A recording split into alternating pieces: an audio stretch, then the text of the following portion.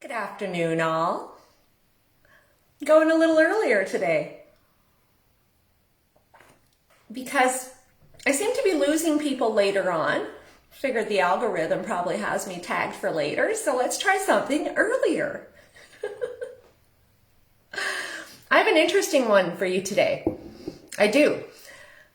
And I came across this over a year ago, year and a bit. And it's when I was first introduced to Celeste's Saloon. Now, the thing is, I didn't know of her until about, well, I guess it was March. And the funny thing is that I had been talking since January 30th, 2020, when I made a video that global governance had begun. Now, I don't know how I understood this, okay? I had been studying Agenda 2030. I had heard about Agenda 21. Particularly 2003 and 4, I started to hear about Agenda 21, and that was being in the health food stores. And that was me with my hemp business and learning on the ground about GMOs because people were coming in the stores with gut issues. And with hemp, we were the second plant protein out really on the market next to soy. And that was just the beginning of the plant protein world.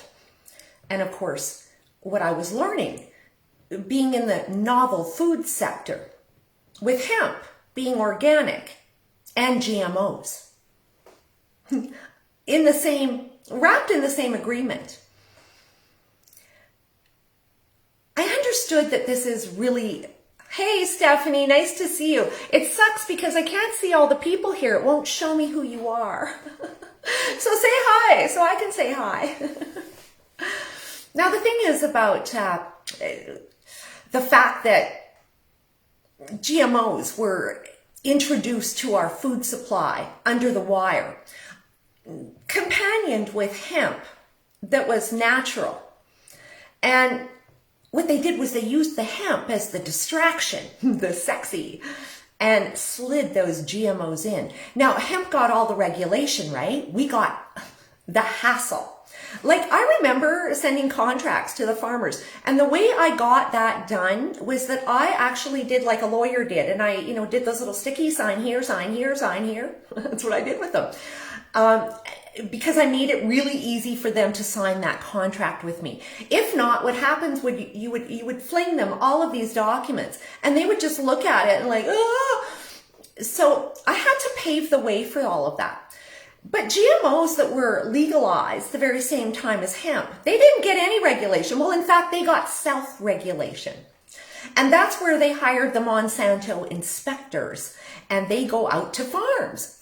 And they kind of act like an organic inspector in many ways, making sure that the seed and where it goes is all quantified, meaning that the farmer can't keep back any of that seed.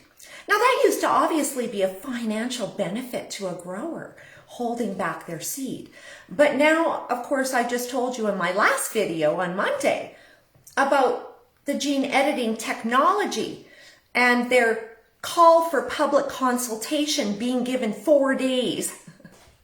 The National Farmers Union put it out on the 20th, and I don't know if that's when it actually came out, but the bottom line is there had to be a lot of warning for this. But the fact is, I know how they operate too, and they're under the wire. I feel like the organic and the farmer sector has just resigned to this coming in and going down. But the worst part of all of it is that, well, these decisions were made back in 1975. And that decision was to genetically modify everything on Earth. All of it. A lot of people don't know that. Now, I learned about it, but I needed time to process it. But I came into contact with Celeste's Saloon because I did my video, The World Changed Today, and no one batted an eye. Nobody batted an eye. And I was seemingly the only person that put it out. And I actually, I thought about it. I went back 3 times that day researching, going, where is one journalist in this world putting this vital information out that global governance has essentially begun today? And they didn't. But when I came across Celeste Saloom, she did a video. Well, I scooped her. She did it the next day. And she's the uber qualified woman in the world. She used to work for DARPA, Homeland Security. She was involved in disaster management. And there came a time in her career that she came to understand what was going down. And she left and called upon her network to hide her underground until January 31st, or is there 30 days, half September, April, June, and November. That's when she did her video. Now, I came across her because she put together this global governance series. And all of my research, I mean, obviously she's way more in depth than I am because she's got personal experience. But I was on the right track. And she was the woman who made me understand that, no, you're not going crazy. This is exactly what's going down. And everything you've been researching is actually coming to fruition. And this is the moment. Now, for her, she was underground. And when she started making videos again, it was her. And the reason she left that life was because she was a very passionate Christian. And she is, and she believes in it. And she couldn't reconcile with what she was going to be called to do with Homeland Security and DARPA. And that's why she went underground. She emerged when global governance clicked into gear. And she did her video the day after me, as I found out later. I don't know what called me to do it that day. I don't, because I was already being called to Agenda 2030 and warning the world about it. My plan was to go out and do conferences and talks. And again, I thought we had a few years till we got there. And then, of course, the virus was already underway. And I wasn't sure if that was the disruption that they required to literally shut down the world. Because they can't inject the global governance with everything running as usual. So they had to interrupt it. Regular systems down so that they could, again, start to inject the systems. And of course, we can see how that has been done under these public health emergencies, globally, worldwide. This is where we're at. Now, this woman knows her shit. And of course, I go back looking for her global governance series, and she is impossible to find now. So what's happened is she has been banned, and I'm picking up bits and pieces of it because she had like 10 amazing videos and it was all laid out, and they're all seemingly disappeared unless you find them again under another account. So I found this one today. She was a guest, and this is where she's talking about the fact that they plan to genetically modify all human or all life on Earth, not just us. Basically, the swap out of natural systems. And of course, she comes from her personal experience, again, with Homeland Security and DARPA. And then, of course, with her, and the reason I kind of held back was that, well, she also comes from the deep Christian perspective. And that's prophecy. And I thought the religion part of it would actually hurt some of my, again, trying to appeal to the masses, because I know they're trying to put us in this religious box. And I believe in Christian values, but I have my own spirituality. So again, this is where belief got tied in, and I didn't know how to handle it back then. But with what I'm understanding now, there is some sort of element of prophecy coming to play, and it doesn't really matter if you are a deep Christian, because again, it's evident in guys, this is all about clues, clues, clues. This is what we have to do, is just put them together. But as a marketer, I didn't want to inhibit the facts I was putting forward. And now, you know what? We just have to pull them all out. Every stock we can pull out, we have to. So let me introduce you to Celeste Saloom and what she has to say here.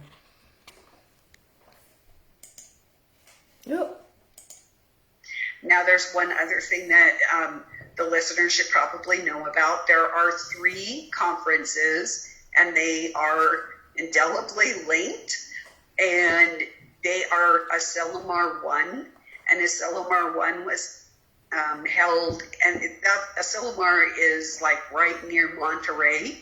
It's a beautiful place, kind of new agey place, but I love Asilomar. It's got beautiful cypress trees, wind, and it's on the ocean. It's very lovely if you've ever been to Monterey area. But these conferences were held there. So the first one was in 1975, and they made the decision, these are the policymakers, to genetically modify all life on the planet Earth. And Rolling Stone magazine was about the only magazine that covered it, and they put, and I have a screenshot of this, on the cover of Rolling Stone magazine, they put, "You idiots," in red. And, you know, people thought that it couldn't be done. It was very foreign. Of course, we didn't know about CRISPR and all these genetic modification things that we know about today. 1975, we were still pretty innocent. And then in 2010, there was the second Asilomar conference, and I did cover that real time, and that was the geoengineering element of it. That was pretty interesting. People spoke in anonymity so that they, you know, I was here, I spoke, but you didn't hear this type thing, and how this would interact with the genetic modification of all life on Earth. The last component is the artificial intelligence. That was held in 2018, and they did a framework for artificial intelligence, because artificial intelligence is going to manage this whole system. And then one more little tidbit. So there's something called, since they knew, there are these cycles that I'll be talking about at the True Legends conference, and they're all converging right now, and we're in a time of heavy cosmic rays, and this has happened 5 times in history. And what happens is, this is called an extinction level event, and many species go extinct, and some actually thrive, and then new species emerge. And so many scientists and government officials felt that the only way to survive this 6th extinction level event was to either go underground, which is how people survived in the past, or to become synthetic, like upload their brains to a synthetic, like the synths, a synthetic body, a computer, that type of thing. It is one of the reasons that they have deployed, and that is a military term, deployed synthetic biology, which is synthetic plants. And actually right now they're trying to synthesize us and turn us synthetic. But that's contrary to God's laws. Wow. Yes, that is very contrary to God. Okay. So yes, contrary to God's laws. Whatever your God is or has been to this point, well, most believed in natural systems, but that has now, that direction has since changed, and what they are requiring, and we're seeing that now, as I've been saying for a year, they're going to be requiring that we take their artificial amendments, their gene therapy, because this is inevitably about changing the dynamic of humankind. It's on. If you don't believe that this is happening, well, again, it's a gene amendment. Everybody that listens to me usually does. I just got a little message from Holly, and she's trying to comment. She can't comment on the feed. I don't know if anybody else is having that trouble. This is so frustrating for me. It really is. But I just keep on going. It's the best I can do. I will have this on YouTube and NewTube later on after I'm done. And I'm so sorry, guys.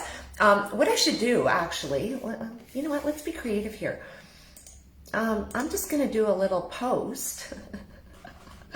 And then you guys comment on the little post if you have another device. I don't know what to do. It'll say, if you can't comment, let me know.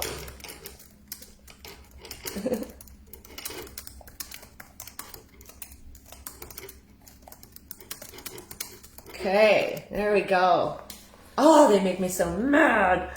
Again, this is how they're doing it. They're making sure that the information is censored out so that you cannot stay, it kicks you off, so you get frustrated and you want to move along. And they know we have a 10-second attention span. Well, not my crowd, but most of it is like that. I mean, TikTok, they're telling you you have 1 second to make it happen. And this is the problem. In any case, if you haven't followed Celeste Saloom, I'm going to, again, put this video in the comments and give you all the required material. But right now I thought, let's go over and take a look at what she was talking about and the Asilomar conference on recombinant DNA.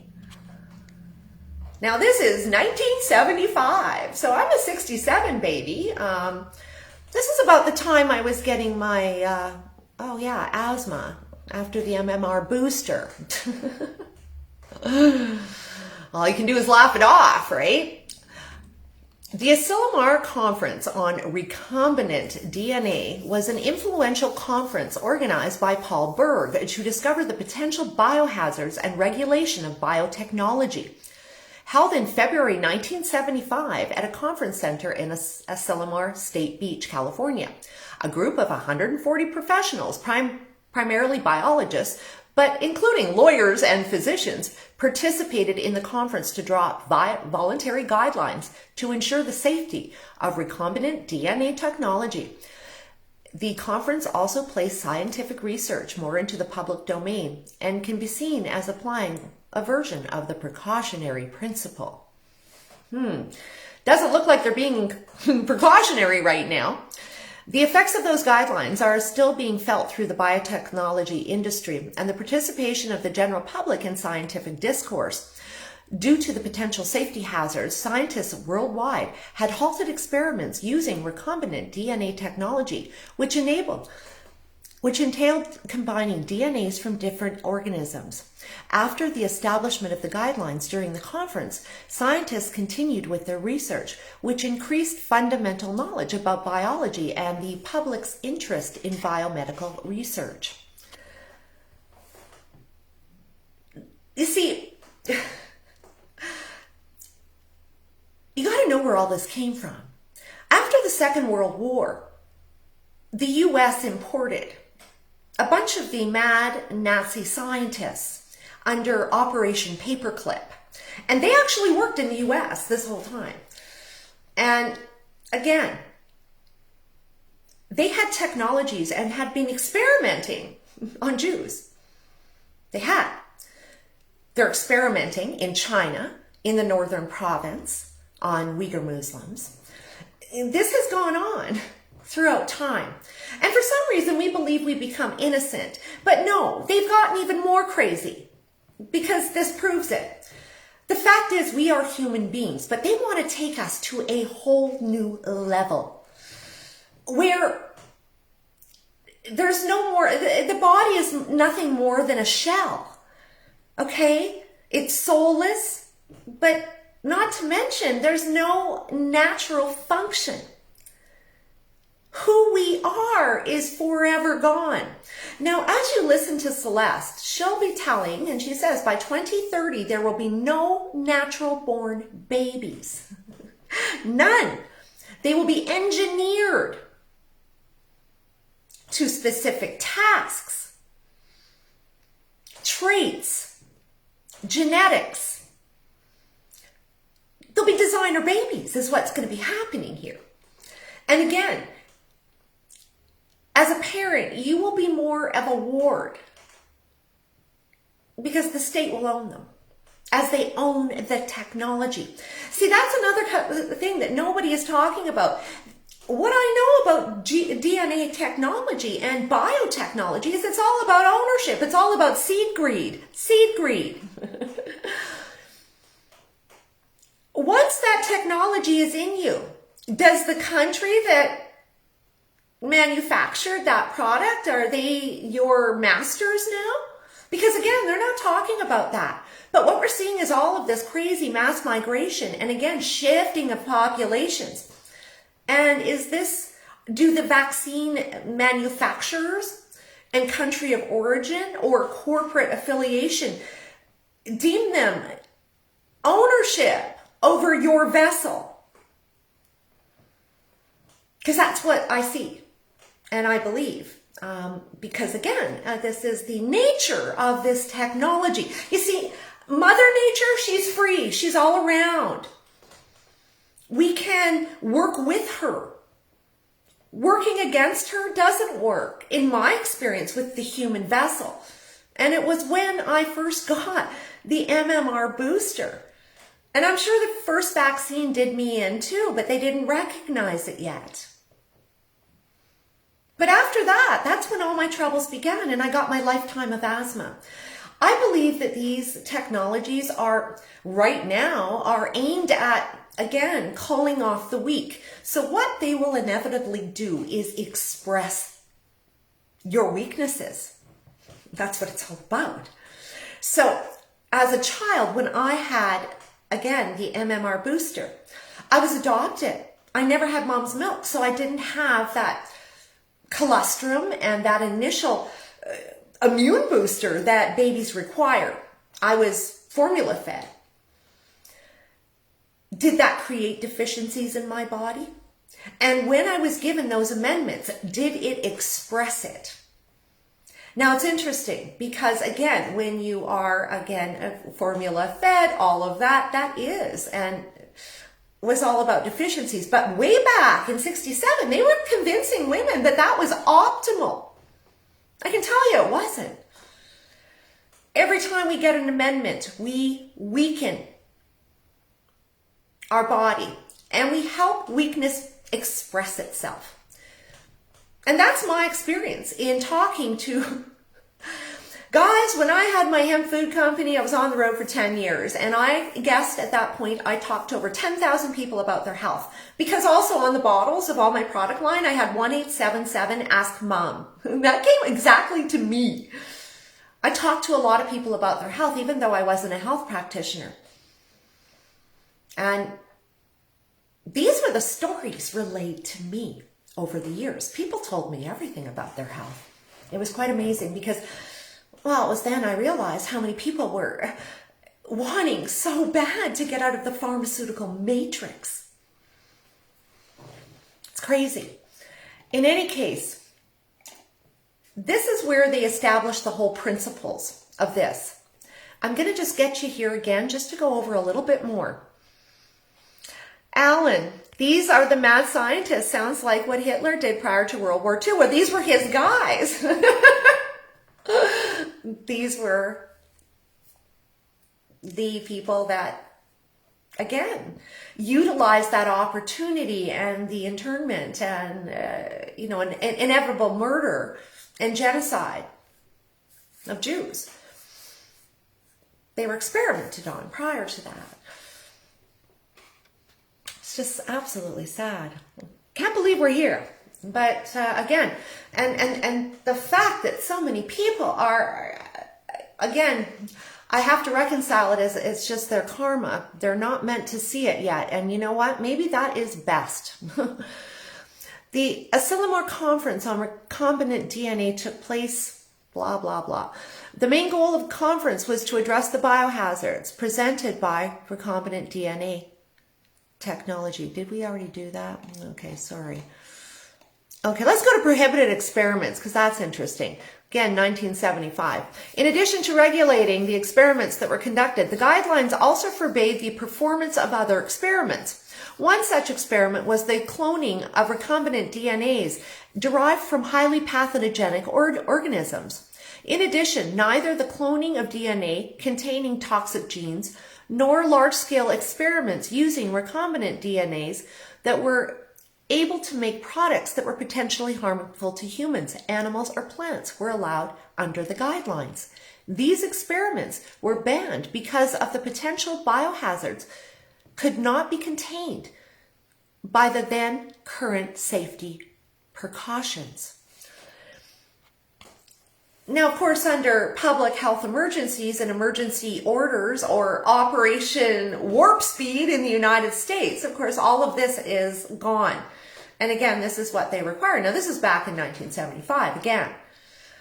So we're going back quite some time. It's interesting because, well, that was the year that I went to UN camp. I got chosen.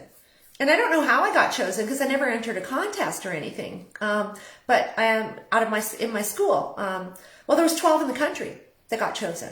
And we were taken to Rocky Mountain House, Alberta, to this kind of like a camp. But it wasn't like a camp I'd ever been to because I didn't really see the other kids for the first day and a half. It was only over a weekend. And the first day we did personality and IQ tests. I guess to see if we would be willing participants for this place and time. The only day we saw the kids, the other kids, was the last day. It was Sunday, and we got to emulate the United Nations, and we all got to be a country. And I got to be Malta. I was hoping for the USSR, but I got tiny little Malta. And I didn't vote with them. It was a climate passage that we were being educated on. And honestly, at 12 years old, I wasn't interested. I was creative. What they had us reading was something that was way out of my realm. It was biology, again, science, that wasn't my thing. And they wanted me to vote for something like what's happening now. And I have to go back, honestly, I want to get hypnotized to go back to exactly what happened. But I do remember coming home to Mom and saying, it wasn't like a camp.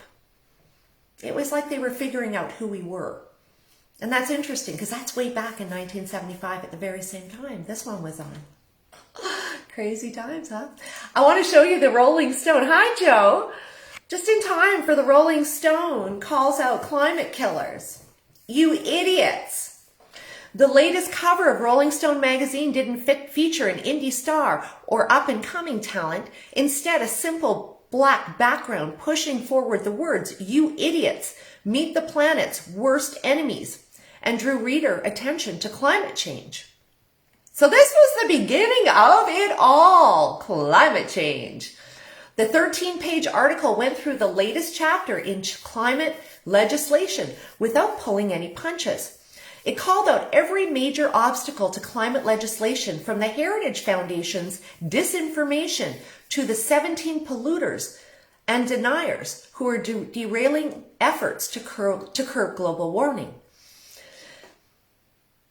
Rolling Stone writer Tim Dickinson captures a whole lot of frustration felt in the climate campaign, he misses the mark when he comes to his closing. The battle over global warming may be already over, he writes. Where are the crowds marching in the streets, he asks. We are here. In any case, interestingly enough, back then, they were right, you idiots, because that's where they wanted to genetically modify the world, and this is where it began. You see, now, all of these magazines they've had, well, they weren't ready for it yet. But with all this time, now what they are doing systematically here is convincing people that what Mother Nature gave them isn't enough. Aren't you sick of the world telling you you're not enough? I am. Because Mother Nature is enough for me. She is. It's frustrating. Again, a year ago, I started telling people this. And again, even the people that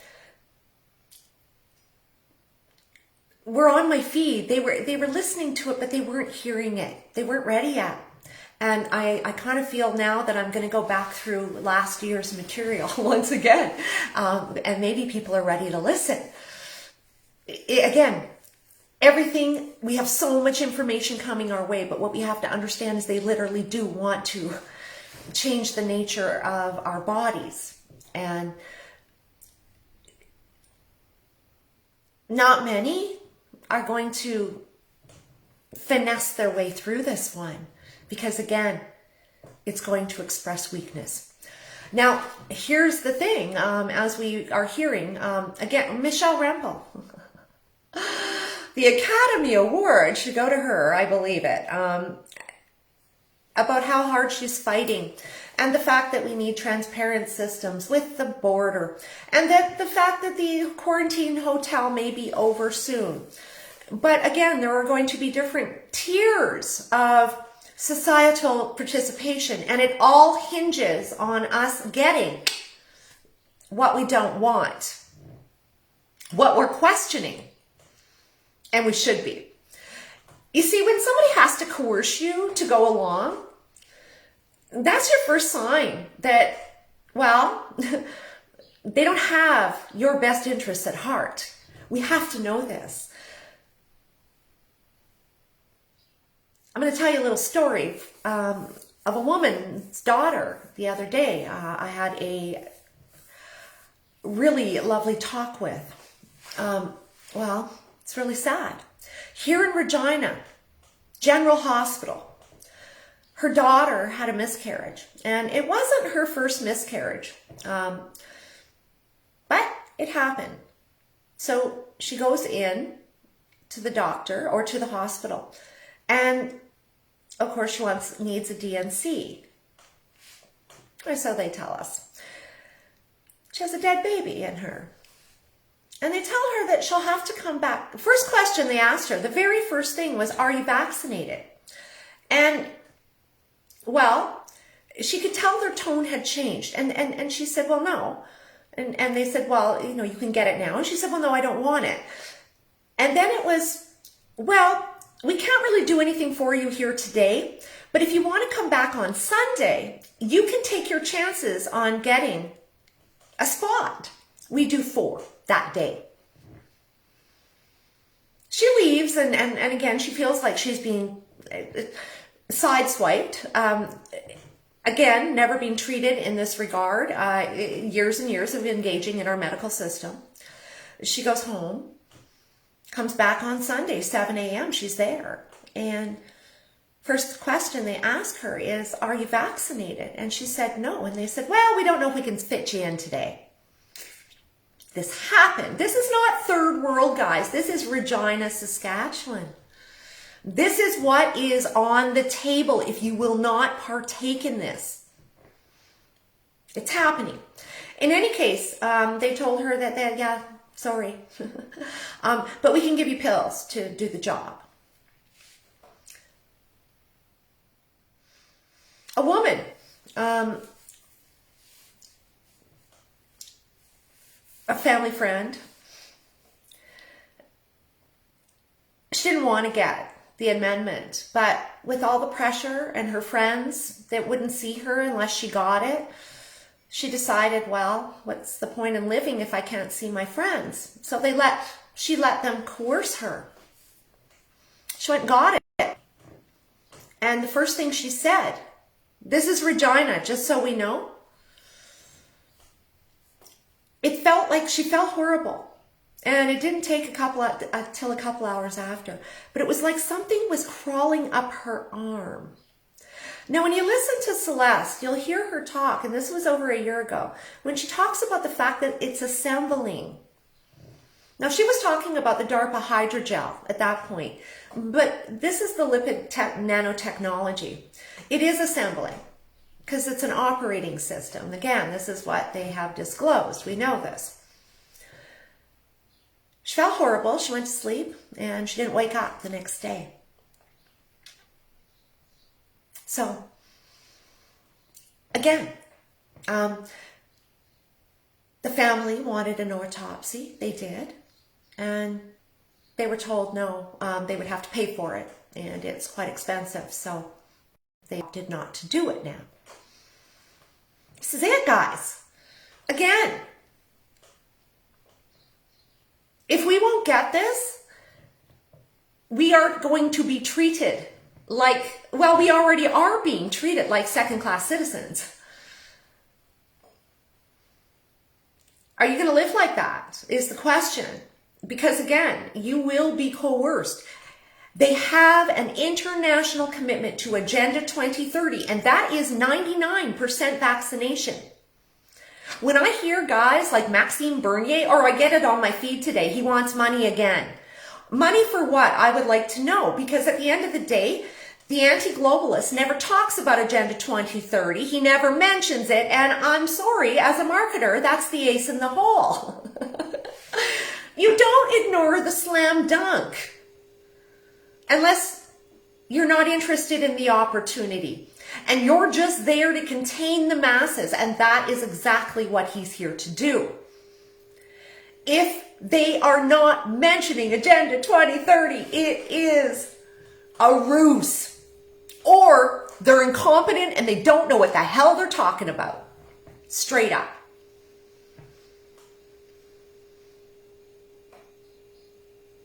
This is it.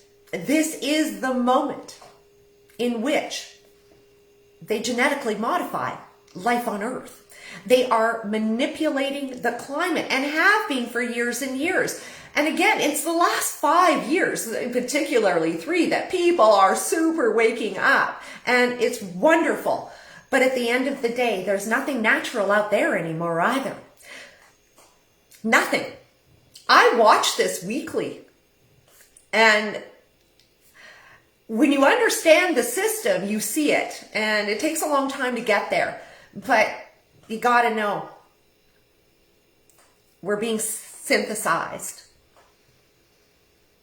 in order to arrive and be able to accept this hive mind, be able to unbelieve what we've believed about human life before. I want to live in my natural system and in my natural ecosystem, but this is going to be how they do it. And again, they're starting with the West with a vengeance. They are. You see, I've always been suspicious of socialized healthcare because when you agree to it, well, you're agreeing to their amendments. If you have cancer now, you're going to be agreeing to their process. If you want to, maybe go for the surgery and ditch the chemo, you see, this is going to be system organized. You will not have that opportunity. And if you don't do everything that they have prescribed, well, your social credits will be pulled. For me, it's telling me that I no longer am welcome in Canada. It is. And the reason they're finagling us into this